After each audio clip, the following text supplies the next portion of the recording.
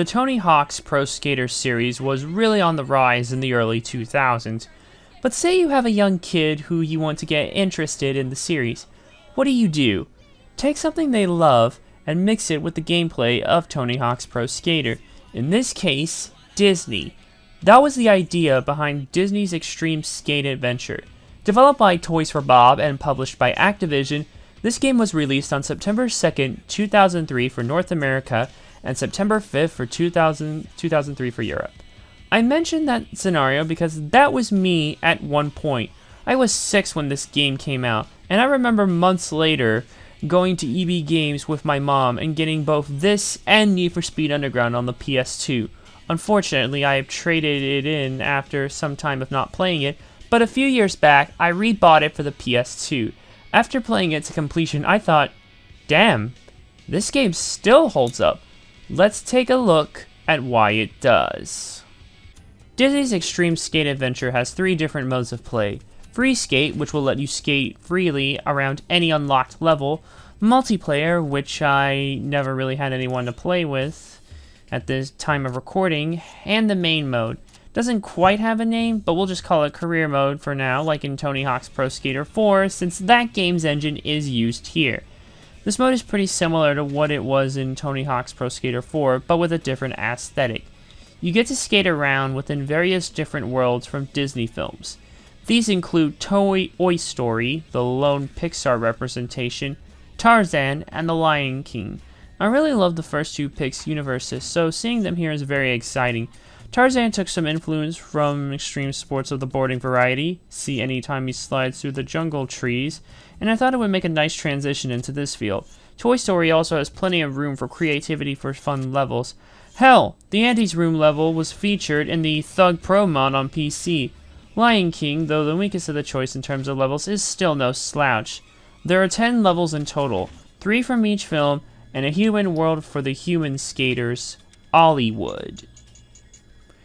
Yeah, it's not all Disney characters. You also have human characters known as the Extreme Skate Crew. As shown in that video intro, they were picked in a contest Activision held.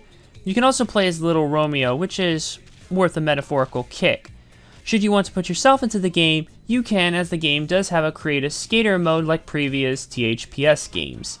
It's not quite as detailed compared to the THPS series, but it does have the usual options and a decent selection of stuff for your character to wear and ride with. When you start the game, you'll only have half the roster unlocked, and you'll have to unlock the other half by playing the main mode. Excuse me. This will also unlock the other levels for play. Each Disney character can only skate in their respective world. For example, the Toy Story characters can only skate in the Toy Story worlds, and so on. The human skaters can go into the Disney worlds via Hollywood. Getting into the main game, which is actually called Adventure Mode, it follows a similar vein of Tony Hawk's Pro Skater 4. No surprise, seeing as how this game, well, we already established it uses the THPS 4 engine. You'll have various NPCs give you challenges to complete. You'll skate up to them and press a button, they'll give you the challenge, and then you'll do it. These include the standard Tony Hawk's Pro Skater goals like high score and collect skate. For most skilled Tony Hawk Pro Skater players, these challenges will be a breeze. Some goal-specific levels can only be completed by certain characters. For example, in Pizza Planet, there is a task where you have to grind on the claw machine, basically, to trigger the switch to move the claw, and that can only be done by Woody.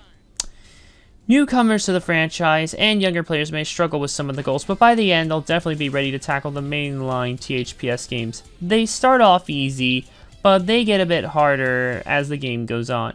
Each level also has a set of collectibles you can get. Get all 25 collectibles and you get a new trick. Some characters also have specific collectibles. For example, Woody has sheriff badges, Buzz Lightyear has batteries, etc. This is a nice touch as it encourages replaying the levels with other characters, and not all collectibles are in the same locations. You also can get stat points for the characters and find a special medal to unlock more creative skater parts. Seeing as how this game uses the Tony Hawk's Pro Skater 4 engine, it's no surprise that much like that game, this game controls well. Like the THPS games, you'll be able to combo manuals, grinds, and lip tricks into tricks of the same types with different combinations of buttons while holding one of the three. You also have spine transfers, which lets you jump between quarter pipes back to back. All in all, the same fast-paced action that you would expect from other Tony Hawk games is here, though it's not quite to the degree that it would be in the mainline THPS series, seeing as how it's made for a younger audience. Thus, there are some limitations in the gameplay. You can't wall ride or tap up twice before doing an ollie to get more air, but the levels were designed with these limitations in mind. Still, skilled players should have no problem pulling off crazy tricks like in the mainline games.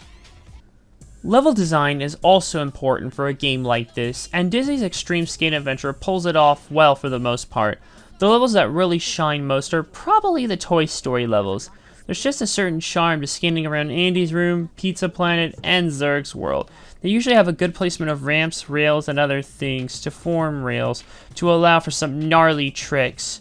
Tarzan's Worlds also have some fun setups as well, and seeing as how there was some extreme sports fluence in Tarzan, like I mentioned earlier, it's no surprise that it was chosen. Sadly, the Lion King's levels are the weakest. While the design is fine, some of it can feel complex with how some things are set up, making it harder to pull off crazy tricks. They aren't bad, but I wouldn't jump directly into it first per se. Olliewoods also serves well as the hub of the game. Ease of access for entering the other levels and some cool areas to check out, as well as a few interesting quests to say the least with a dose of product placement. Product placement is not uncommon in extreme sports games. For those of you who are very familiar with the genre, you know. Some more than others, but this one has an interesting bit of product placement in it. In Olliwood, there's a McDonald's which serves as the basis of one of the fetch quests. Deliver 4 food items to other townspeople. Why do I bring it up? Because I've actually speculated a very good reason why it was added. The tie-ins. Anyone who grew up during the late 90s/early 2000s like me will know what I'm talking about. If not, here goes. During the late 90s/early 2000s, McDonald's usually had tie-in promotions with Disney whenever a new film of theirs was coming out. Happy Meal toys and all that jazz, and some occasional food tie-ins. Szechuan sauce a la Mulan, anyone? No, I'm not gonna play that clip. So it actually does make a bit of sense, but hell, when am I ever gonna get to talk about this besides my Twitch? It was a wonderful time, folks, that even though it died off for a while, it's slowly eating its way back. Anyways, back to the game. With good level design, the worlds themselves should look good, and the graphics do a good job at just that. Colors are very well done, textures are sharp, and everything looks good. It's basically a step up into a more colorful and littler cartoony world from Tony Hawk's Pro Skater 4. There's also some nice aesthetics that help enhance the look and feel, like when some characters grind. For example, when Tarzan grinds, he'll grind with his feet, like in the film. Woody will remove his hat when he grinds, etc. These small aesthetics go a long way in helping make the gameplay just a little bit more enjoyable than it is already.